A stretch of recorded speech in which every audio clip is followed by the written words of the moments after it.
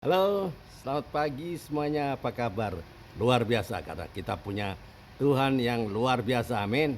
Selamat datang di Andres Cyber Channel, My Quality Time with Jesus.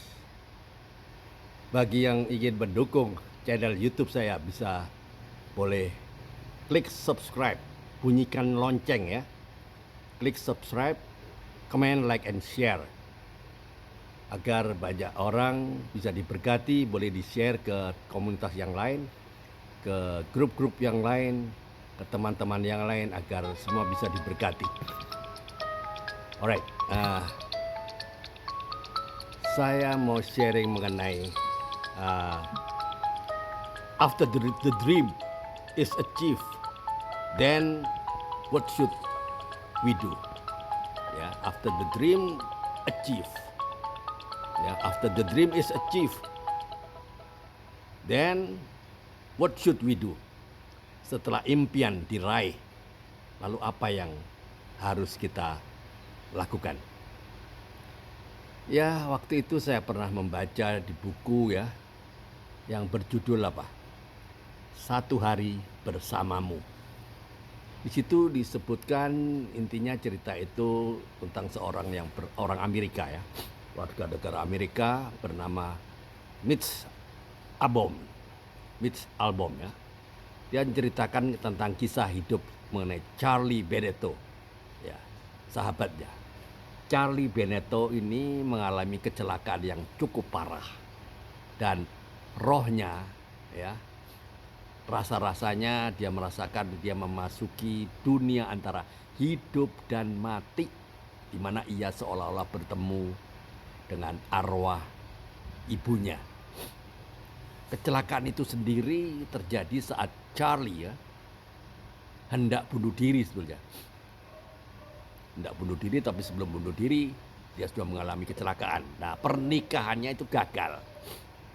Hari-harinya Charlie itu ditemani minuman keras. Jadi puncak penyesalannya adalah ketika ia tidak diundang dalam pernikahan putri kandungnya. Wow. Karena putrinya itu menganggap Charlie hanya akan membuat kacau, membuat onar, bikin malu. Charlie pun merasa dirinya gak memiliki arti lagi di hidup ini.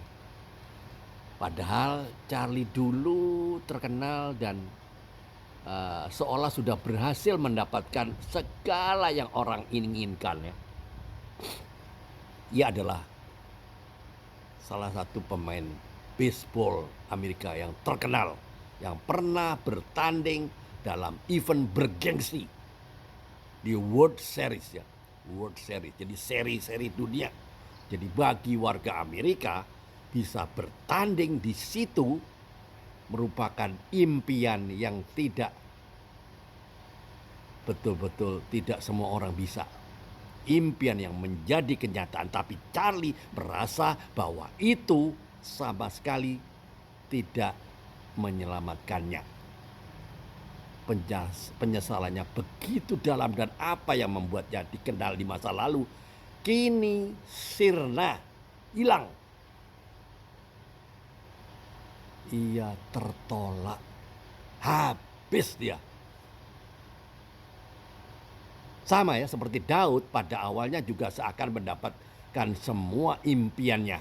Ia menjadi pahlawan yang mengalahkan Goliat, orang yang tidak berani sama Goliat karena badannya besar, dia panglima perang. Orang gak ada berani. Di Daud muncul sebagai anak muda yang masih merah, yang tidak punya senjata, bukan ada pengalaman panglima perang, enggak. Dia bahkan tidak memakai perlengkapan senjata perang, hanya ketepil. Dia bisa mengalahkan Goliat. Ia menjadi kesayangan Raja Saul melalui petikan kecapinya. Dia memang penggembala kambing domba 2-3 ekor. Ia bahkan menjadi menantu Raja Saul. Ia juga sukses sebagai panglima Israel yang bahkan lebih populer dari Saul sendiri, dari raja sendiri. Padahal Saul yang mengangkat Daud loh, tapi kemudian semuanya berbalik. Ia diburu-buru Saul. Nyawanya terancam loh. Bahkan nyawanya sendiri terancam.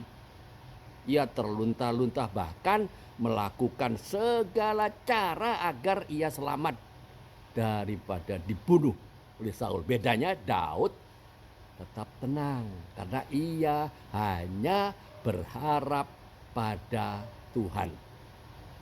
Ya. Mazmur 62 ayat 6 itu. Ya, Mazmur 62 ayat 6. Itu Mazmur Daud ya. Hanya pada Allah saja kiranya aku tenang, sebab daripadanya lah harapanku. Dan kedekatannya dengan Tuhan, Daud berlindung dari musuh-musuhnya. Dari kedekatannya dengan Tuhan, kita juga dapat berlindung dari semua kegagalan, kekecewaan.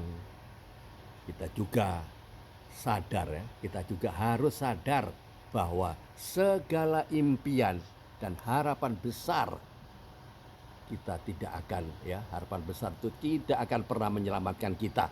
Maka mari kita sadar bahwa seberapa tinggi pun pencapaian kita, sehebat apapun kita di mata manusia, tidak ada yang dapat menggantikan jati diri kita sebenarnya, yaitu bahwa kita adalah manusia yang perlu Tuhan. Kita butuh Tuhan.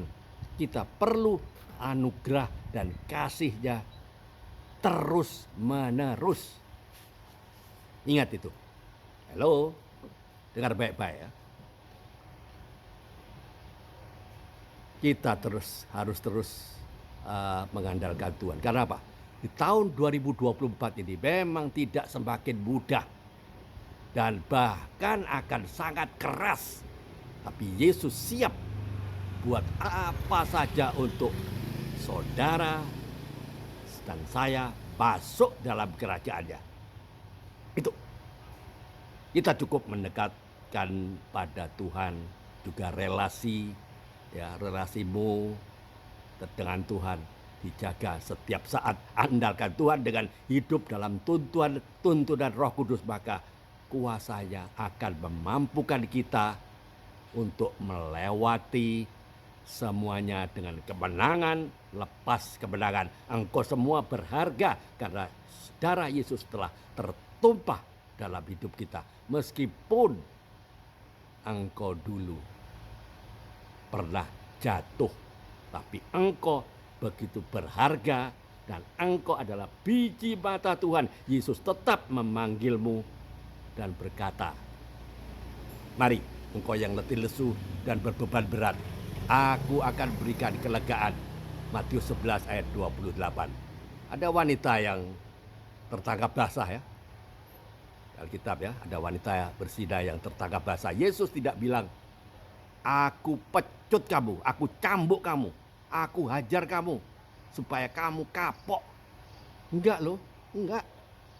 Yesus tidak melakukan itu walaupun dia bisa. Tapi dia tidak melakukan itu.